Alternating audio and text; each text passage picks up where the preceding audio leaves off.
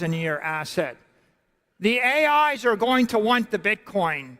If they have a choice between owning the Bitcoin and owning the ranch in Texas, or owning the bar of gold, or owning the Argentine peso, it's pretty obvious what they're going to want, and you can see here why they're going to want it.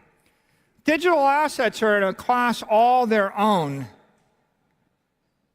When you compare them to all the other assets that you can use for capital preservation, you can see they're off the scale. Everything else is living in the domain of 30, 40, 50 years, and you're in the domain of 1,000 to 100,000 years. It's a breakthrough in capital preservation, but it makes it a revolution in economics. If you would be rich, trade wisely. And here's a very simple principle. Trade temporary for permanent. Trade your ice cream cone that's melting for the peso for the dollar for the land, and the land for the Bitcoin. Trade the currency for capital. Trade something fragile for something resilient. Trade something local for something global. Trade something physical for something digital. Trade the security for the commodity. Trade the commodity for the scarcity. You can't go wrong moving in that direction. So let's talk about some great trades in history, some trillion-dollar trades. The Dutch understood naval power. They understood ships. They had thousands of them. They bought the best port in the New World for a couple of $100 in plastic and textile trinkets. And that's worth $2.5 trillion today. Okay?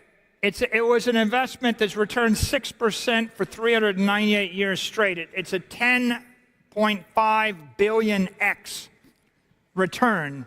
And if you think about it, you're like, why would I actually give up the best port in America for a bunch of textiles and plastic and glass? But the people that sold the thing to them didn't understand naval power. If you don't appreciate the reason you're going to want the property, you won't value the property. Napoleon wanted to gallivant across the old world, and Jefferson wanted to expand in the new world. So France sells Louisiana to the U.S. for $15 million in 1803. The $15 million probably lasted a few months fueling the French army. It's gone. Jefferson got that. He got 27% of the United States. It's an 800,000x return. Worth 12 trillion or more. It'll be worth more. Jefferson had some vision, as did this man. Seward pays $7 million for Alaska 2 years after the country's decimated by the Civil War. John D. Rockefeller is trying to start an oil company. Today, there's $1 trillion of oil underneath Alaska.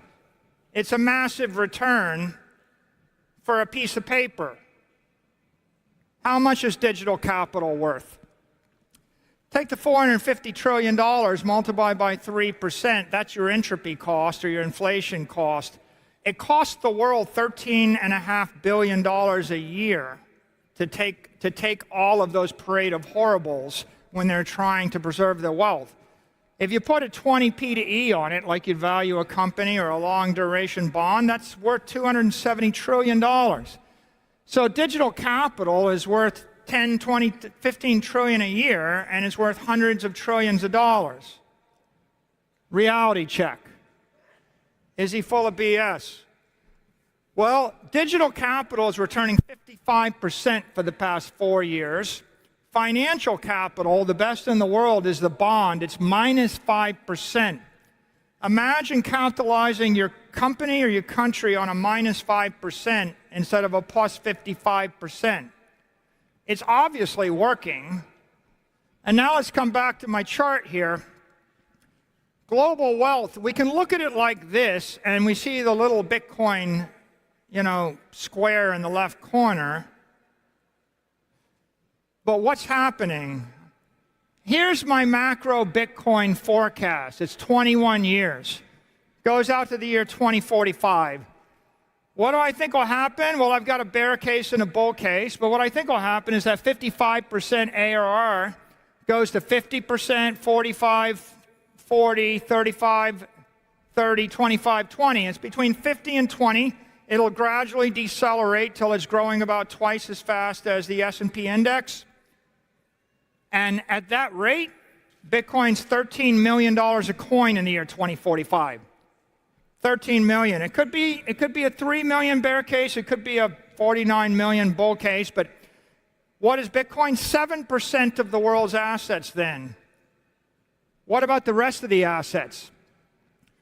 Well, I actually think that AIs and technology are going to revolutionize tech. We had no companies worth $1 trillion, then we had a bunch of trillion-dollar companies. You're going to see more because you're going to see companies with 100,000 AIs and no employees, and they're going to do the work of companies that used to have 100,000 employees. You're going to see mega corps develop, shipping robots and self-driving cars, and a company that gives a personal physician to 1 billion people without any doctors on the payroll. So clearly, equity is going to grow fast. Gold's going to get demonetized. Land will be less monetized. But look, here's the future in 2045. Doesn't look that revolutionary. It looks like today. It's just that Bitcoin is visible on the chart to you. When Bitcoin is visible, that's going to be the base case. Now, what are the